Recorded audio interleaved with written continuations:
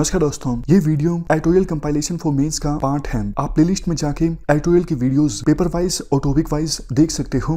और अगर आप दिसंबर 2019 के बाद की वीडियोस को देखना चाहते हो तो वीडियो के नीचे मौजूद ज्वाइन बटन की सहायता से आप मेंबरशिप को ज्वाइन कर सकते हो। चलिए डिस्कशन स्टार्ट करते हैं। सैमुअल पी हंटिंगटन ने ये थ्योरी दी थी। सैमुअल पी हंटिंगटन कहते हैं, शुरुआत में देखो कन्फ्लिक्ट्स कैसे हुआ करते थे। विभिन्न राजा या फिर मोनार्क अपनी अपनी टेरिटरी को एक्सपेंड करने की कोशिश किया करते थे और आपस में कन्फ्लिक्ट हो जाता था। इसके बाद फ्रेंच रेवोल्यूशन से लेके फर्स्ट वर्ल्ड वॉर तक विभिन्न नेशंस के बीच कन्फ्लिक्ट रहा। विभिन्न नेशंस के बीच जैसे फ्रांस और जर्मनी के बीच, ब्रिटेन और फ्रांस के बीच, इस प्रकार से विभिन्न नेशंस के बीच कन्फ्लिक्ट रहा फ्रेंच रेवोल्यूशन से लेके फर्स्ट वर्ल्ड वॉर के बीच। और उसके बाद क्या हुआ, उसके बाद देखो सेकेंड वर्ल्ड वॉर के बाद और यूएसएसआर के डिसइंटीग्रेशन होने तक दो आइडियोलॉजीज के बीच कन्फ्लिक्ट देखने को मिलता है। एक तरफ यूएसए और यूएसए के अलाइ कंट्रीज की यानी वेस्टर्न कंट्रीज की लिबरलिज्म की आइडियोलॉजी और दूसरी तरफ यूएसएसआर और यूएसएसआर के अलाइ कंट्रीज की कम्युनिज्म की आइडियोलॉजी। इन दोनों आइडियोलॉजी की वजह से कन्फ्लिक्ट देखने को मिलता है कोल्ड वॉर के दौरान। लेकिन क्या कोल्ड वॉर के खत्म होने के बाद कन्फ्लिक्ट नहीं होगा? इस मुद्दे पर देखो अलग अलग सेकुलर्स की अलग अलग राय है। और सैमुअल पी हंटिंगटन की राय ये है, कोल्ड वॉर के खत्म होने के बाद वर्ल्ड में कन्फ्लिक्ट तो होगा लेकिन ये सिविलाइजेशन कन्फ्लिक्ट होगा। सैमुअल पी हंटिंगटन के अनुसार 8 मेन सिविलाइजेशंस इमर्ज होके आएंगी। कौन कौन सी, यहां पर आप लिस्ट देख सकते हो।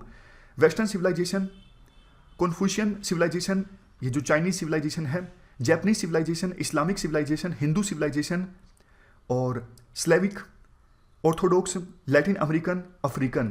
स्लेविक ऑर्थोडॉक्स मतलब ये जो ऑर्थोडॉक्स क्रिश्चियनिटी है रशिया में देखने को मिलती है। तो ये 8 सिविलाइजेशंस इमर्ज होके आएंगी। ये जो सिविलाइजेशन है, जैसे हर एक सिविलाइजेशन, हिंदू सिविलाइजेशन का अपना एक धर्म है, हिंदू धर्म अपना एक अलग से कल्चर है। उसी प्रकार से वेस्टर्न सिविलाइजेशन का अलग से अपना धर्म है, अलग से अपना कल्चर है। तो कोल्ड वॉर के खत्म होने के बाद जो कन्फ्लिक्ट होगा इन 8 सिविलाइजेशंस के बीच होगा। और क्यों होगा? क्योंकि देखो ग्लोबलाइजेशन अब एक रियलिटी है। जैसे जैसे ग्लोबलाइजेशन आगे बढ़ता जाएगा तो सभी को अपनी पता लगता रहेगा, अपनी आइडेंटिटी का और ज़्यादा एहसास होता रहेगा कि मैं कौन सी सिविलाइजेशन से हूँ। यानी डिफरेंसेस विभिन्न सिविलाइजेशंस के लोगों के बीच और ज़्यादा स्टार्क होते जाएंगे। देखो, जब कोल्ड वॉर के दौरान दो आइडियोलॉजीज के बीच लड़ाई थी तो यह पूछा जाता था कि आप किस साइड हो, आप लिबरलिज्म की साइड हो या फिर कम्युनिज्म की साइड हो। लेकिन सिविलाइजेशंस के बीच जब लड़ाई होगी तो कोई नहीं पूछेगा कि आप किस साइड हो, यह पूछा जाएगा सिर्फ कि आप कौन हो, आप किस सिविलाइजेशन से हो। इसका मतलब क्या हुआ? इसका मतलब यह हुआ कि आइडियोलॉजीज के बीच जो लड़ाई थी वो इतनी इंटेंस लड़ाई नहीं थी, लेकिन ये जो सिविलाइजेशंस के बीच लड़ाई होने वाली है ये बहुत ही ज़्यादा इंटेंस लड़ाई होगी। इसके अलावा और भी काफ़ी कुछ बोलते हैं सैमुअल पी हंटिंगटन अपनी बुक क्लैश ऑफ सिविलाइजेशंस में। जैसे सिविलाइजेशंस के बीच लड़ाई मैक्रो लेवल पे भी होगी, माइक्रो लेवल पे भी होगी। लेकिन देखो इनकी थ्योरी के बहुत सारे क्रिटिसिज्म भी हैं। सैमुअल पी हंटिंगटन ये बोलते हैं सिविलाइजेशंस जो ये 8 हैं इनको रिप्रेजेंट करने के लिए कोर स्टेट्स होंगे। जैसे हिंदू सिविलाइजेशन को रिप्रेजेंट किसके द्वारा किया जाएगा? इंडिया के द्वारा। ईस्टर्न ऑर्थोडॉक्स सिविलाइजेशन को रिप्रेजेंट कौन सा स्टेट करेगा? रशिया। और कन्फ्यूशियन सिविलाइजेशन के लिए भी कोर स्टेट कौन सा होगा? चाइना। जैपनीज सिविलाइजेशन के लिए कौन सा? जापान। तो सैमुअल पी हंटिंगटन के कहने का मतलब ये था कि हर एक सिविलाइजेशन को रिप्रेजेंट करने के लिए एक कोर स्टेट होगा। लेकिन आप बताइए, आप मिडिल ईस्ट में देख लीजिए, क्या इस्लामिक सिविलाइजेशन को कोई एक देश रिप्रेजेंट करता है? नहीं करता है। वहाँ पर तो सऊदी अरेबिया और ईरान दोनों इस्लामिक कंट्रीज, लेकिन दोनों एक दूसरे के धुर विरोधी हैं।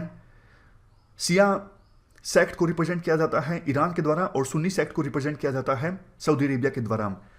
क्रिटिसिज्म एक ये भी है कि देखो ग्लोबलाइजेशन के कारण अब अलग अलग सिविलाइजेशन ने दूसरी सिविलाइजेशन की बहुत सारी वैल्यूज़ को अडोप्ट किया है।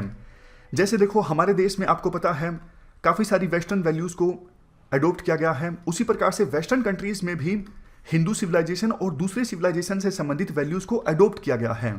तो विभिन्न सिविलाइजेशंस के बीच कन्फ्लिक्ट होगा ऐसी संभावना नहीं है।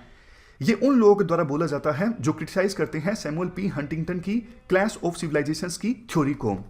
ये थ्योरी देखो हमने थोड़ी सी इसलिए डिस्कस की क्योंकि ऐसे में आप इस थ्योरी को कोट कर सकते हो, और जैसे ही न्यूजीलैंड में गनमैन ने अटैक किया, कुछ लोग इसको क्लैश ऑफ सिविलाइजेशंस की थ्योरी से जोड़ के देखने लगे।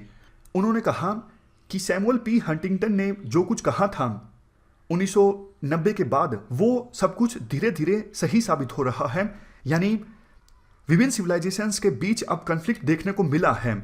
आगे आगे वेस्टर्न सिविलाइजेशन का जो कन्फ्लिक्ट है वो बढ़ेगा दूसरी सिविलाइजेशंस के साथ।